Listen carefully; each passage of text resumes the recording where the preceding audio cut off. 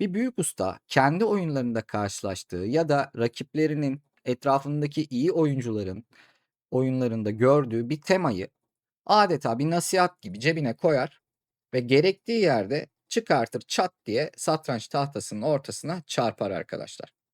İyi bir satranç oyuncusu açılış hamlelerini ezberleyip masa başına geldiğinde rakiplerini paramparça eden ya da bir makina gibi bilgisayar analizlerinden beslenip tatsız, ruhsuz, sadece sonuca odaklı oyunlar ortaya koyan kişiler değildir. Hele bir de büyük ustalardan bahsediyorsak ya da gerçek satranç efsanelerinden bahsediyorsak böyle bir durum söz konusu bile olamaz. Biz bu videoda gerçek bir efsane, dünya şampiyonu ve zamanında satranç makinesi lakabını almış Jose Raul Capablanca'nın iki kale oyun sonunu inceleyeceğiz. Şimdi şöyle bir ekrana bakalım. İki tane satranç tahtamız var. Soldaki 1922 yılından, sağdaki ise 1924 yılından. Soldaki oyun bir simültane satranç maçından geliyor. Yani Capablanca'nın kariyeri için aslında çok da önemli bir oyun değil. Ama şöyle kısaca bir incelemek istiyorum. Bu pozisyonda Capablanca şah B4 oynuyor ve çok güzel bir tema aslında uygulamaya çalışıyor.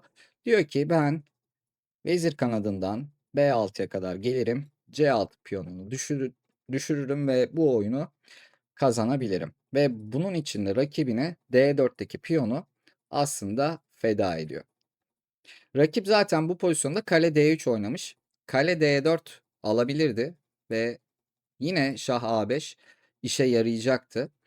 Rakibin yapması gereken şey bu fikri fark edip kale A1 oynamaktı ve belki de kendi seviyesi için harika bir hamle, harika bir sonuç olacaktı. Çünkü kale A1 oyunu berabere yapmaya en yakın, en müsait hamle olacaktı. Çünkü şahın girişine izin vermiyor. Fakat oyun şöyle devam ediyor. Kale D3 hamlesi geliyor. Capablanca şah A5 oynuyor. Şimdi kale D4. Mesela burada da kale B3 belki denenebilir mi diye. Hani insanın aklına gelmiyor değil. Çünkü şahın girişini yine engelleyebiliyorsun. Fakat bu sefer şah A6 hamlesi var ve bu kale B7 fikriyle geldiği için bu yol kesme olayını iptal edecek.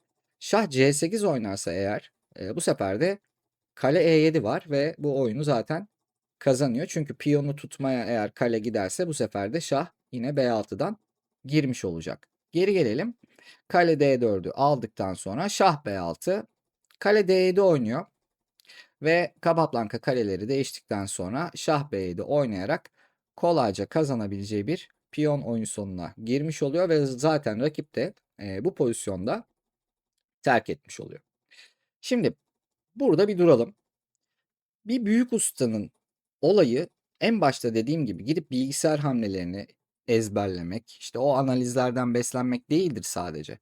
Bir büyük usta kendi oyunlarında karşılaştığı ya da rakiplerinin etrafındaki iyi oyuncuların oyunlarında gördüğü bir temayı adeta bir nasihat gibi cebine koyar ve gerektiği yerde çıkartır çat diye satranç tahtasının ortasına çarpar arkadaşlar. Zaten bu adamların olayı budur. Bu yüzden büyük ustalardır. Bu yüzden efsanelerdir. Şimdi gelelim diğer pozisyona. Bu maç efsane bir maç. Çünkü New York 1924 turnuvasında oynanmış. Bu turnuvanın çok da güzel bir kitabı var Alehin tarafından yazılan. Onu da kesinlikle tavsiye ediyorum. Tartakover'le oynuyor bu sefer. Yani bu sefer önemsiz bir oyuncuya karşı değil, o zamanın süper GM'lerinden birisine karşı oynuyor. Ve aynı temayı uyguluyor arkadaşlar. Tabii ki daha karmaşık bir oyun sonu olacak ama tema birebir aynı. Şah G3, kale alır C3. Yine piyon fedasıyla başlıyor ve şah H4. Bakın girişini bu sefer şah kanadından yapmaya çalışıyor. Burada Tartakover kale F3 oynamış. Fakat hani farklı şeyler deneyebilirdi. Mesela kale C1 ilginç bir hamle olabilir. Çünkü şah H5, kale H1, şah G6 ile devam edilebilecek bir oyun. Ama yine beyazlar kazanıyor. Burada Capablanca yine kazanıyor. Ama hata yapma olasılığı var. Şah H5 yerine örneğin G6 oynadığını varsayalım. O zaman işin şekli değişir. Çünkü kale H1, şah G5, kale H7, G alır H7. Şimdi şah geldi piyonun terfisini engelledi. Evet, F5'i alıyoruz. Bir geçer piyon daha yapıyoruz fakat C5 sürüşü siyahlara da geçer piyon verdiği için beraberliği cebine koymuş oluyor siyahlar burada en azından. Peki en iyi seçenek neydi? A6 sürmek burada güzel bir seçenek olabilirdi. Çünkü şah H5, B5 hamlesi gelecek. Geçer piyonu kısa sürede üretmeye çalışıyor burada siyahlar. Şimdi şah G6 girişi geldiğinde kale C6 ile bir şah çekiyoruz. Evet, F5'i almaya gitsin diye.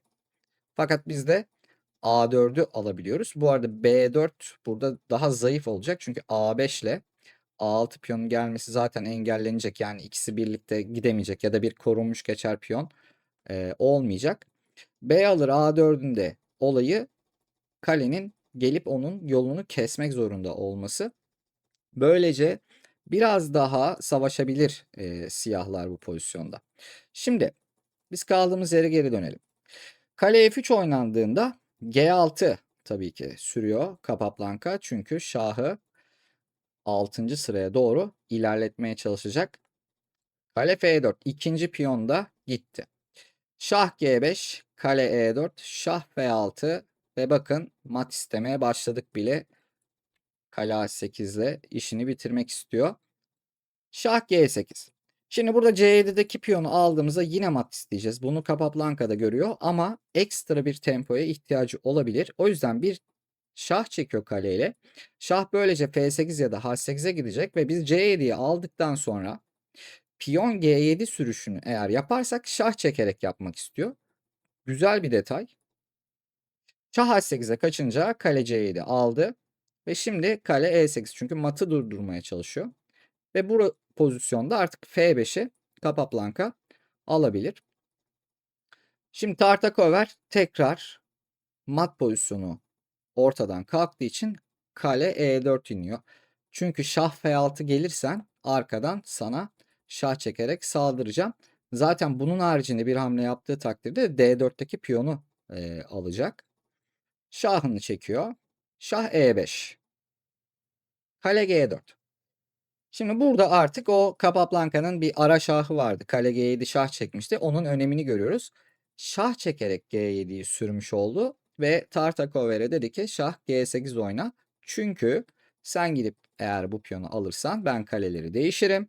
Ondan sonra da D5'i alırım. Kolay bir galibiyete yürürüm. Peki şah G8 geldikten sonra ne oluyor? Kale A7. Evet, yine piyonu alabilirsin kaleyle ama az öncekinden daha da kötü bir oyun sonu olacak. O yüzden kale oyunda kalıp savaşmaya devam etmek zorunda.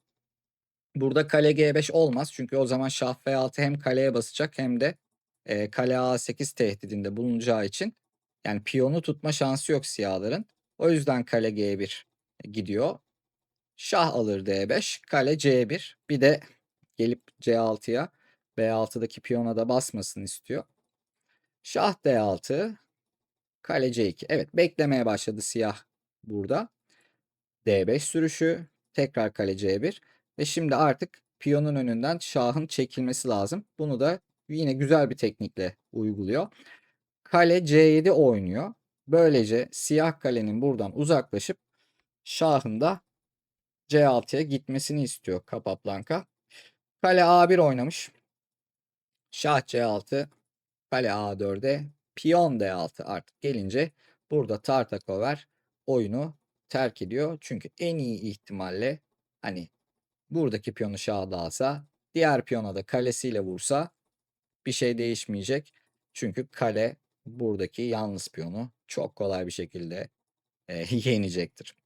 Capablanca'nın bu iki oyunundan az önce bahsettiğim temaları bu oyuncuların çok iyi bilmesi ve farklı farklı rakiplere karşı bunları kullanabilmelerini görmüş olduk.